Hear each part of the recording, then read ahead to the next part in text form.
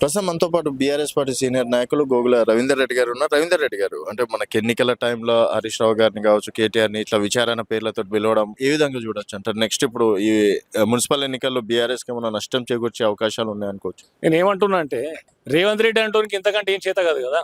రేవంత్ రెడ్డి అంటూ నేను ముఖ్యమంత్రి అనేది సోయినా, నేను హోంమంత్రి అనేది సోయినా కూడా పాలన మీద దృష్టి పెట్టేటోడు.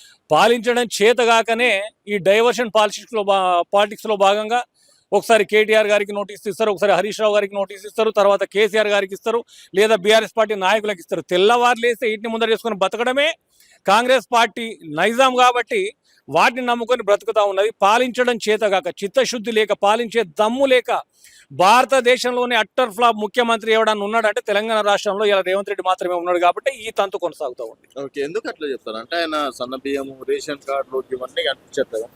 రేషన్ కార్డులు ఈయన ఇచ్చిన దాటికంటే డబుల్ బీఆర్ఎస్ పార్టీ ఇచ్చింది. నిజంగా బీఆర్ఎస్ పార్టీ కనుక రేషన్ కార్డులు వేయకపోయి ఇచ్చుంటే ఈయన ఇచ్చిన ఈ తోకమట రేషన్ కార్డులతో మొత్తం పబ్బం గడవదు కదా. ఇలా సన్న బియ్యం అనేది నువ్వు మొదలు పెట్టినావు. సన్న బియ్యపు ఆలోచన ఆల్రెడీ కేసీఆర్ గతంలోనే హాస్టళ్లలో ప్రవేశపెట్టినటువంటి ఆలోచన. రాబోయే రోజుల్లో తిరిగి ప్రభుత్వం వస్తే సన్న బియ్యం బీఆర్ఎస్ పార్టీ ఇచ్చేది. దాంట్లో ఈయన ఏదో పెద్ద పీకి పొడిచిన ముచ్చట కాదు. దాన్ని పట్టుకొని నేను బతుకుతా అంటే నీ ముందర సవాళ్ళు చాలా ఉన్నాయి. 4000 పెన్షన్ ఉన్నది, 3 పంటలకు రైతు బంధు ఉన్నది, ఏదైతే కౌలు రైతులు కూడా రైతు బంధు వేస్తారన్న మాట ఉన్నది, తులం బంగారం ఉన్నది కళ్యాణ లక్ష్మితో పాటు, పెంచిన పెన్షన్లు 4000 రావాలి, 2500 మహిళలకు రావాలి, స్కూటీలు రావాలి, 24 గంటల కరెంటు సంగతి ఏంది, కొనుగోలు కేంద్రాల సంగతి ఏంది, నువ్వు వేసే ఈ దొంగ నాటకాలకు సమాధానం చెప్పడం చేతగాక ఈ అరెస్ట్ల మీద, ఈ విచారణ మీద పబ్బం గడుపుకుంటానంటే ఖచ్చితంగా బిడ్డ నీ ముక్కు భూమికి రాయించడానికి ప్రజలు సిద్ధంగా ఉన్నారు.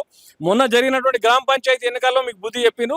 రాబోయే ఏదైతే పార్టీ సింబలతో వచ్చిన ఎలక్షన్లలో 100% మీకు బుద్ధి చెప్తారు. అంటే బీఆర్ఎస్ పార్టీ అవినీతి చేయలేదు, బీఆర్ఎస్ పార్టీ అవినీతి చేసింది అని చెప్పే దమ్మున్న మొగోడు రేవంత్ రెడ్డి అయితే అరెస్ట్ చేయాలి సాక్ష్యాలతో సహా.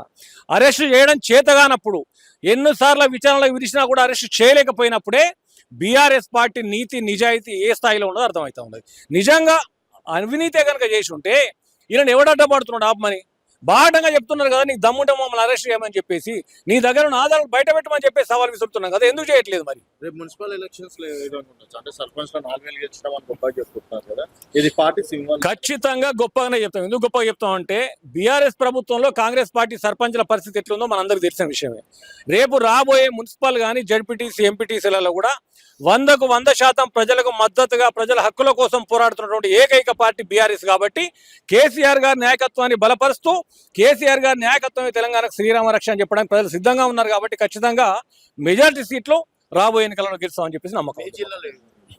మా జిల్లాలో 100% అట్టర్ ఫ్లాప్ ఏదైతే ఉన్నారో 10 మందిలో 2 మాత్రమే బీఆర్ఎస్ ఎమ్మెల్యేలు ఉన్నారు.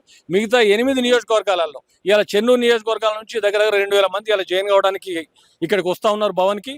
మిగతా జిల్లాలో కూడా ఎక్కడికక్కడ జాయిన్ అవుతూ ఉన్నారు. ఆ మెజార్టీ కాన్స్టిట్యున్సీలలో కూడా సర్పంచులు మంచిగా గెలిచినటువంటి సందర్భం.